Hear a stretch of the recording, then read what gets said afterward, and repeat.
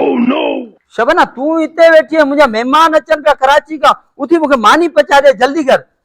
बड़ गंजा घर में सामान वगैरह है, जने तो बस छितो दी अचे में बस मेहमान वेठान केड़ो घर में सामान वगैरह है, अटो वगैरह कुछ वठी आया।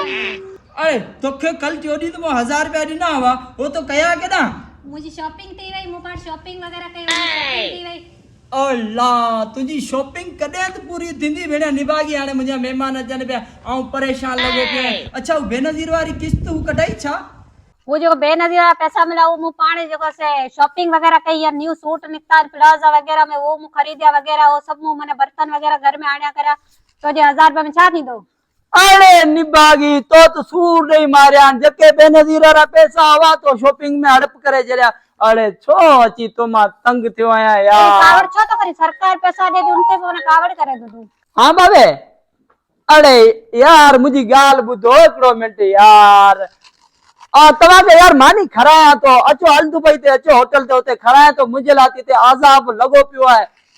बहरहाल ठीक है तो अचो होते हल दुबई ते अचो, ठीक है आऊं भी अचा तो होते। केरो फोन पे? ये मुझा दोस्त हुआ कराची का आया पे। तो दोस्तन जो खुटन था ने रोज रोज ते दोस्त बैठा ने घर में नको अट्टो है नको कमाए तो नको धंधो करे तो रोज रोज ते दोस्त बैठा ने जा घर में उन्हें अट्टो वठी अच।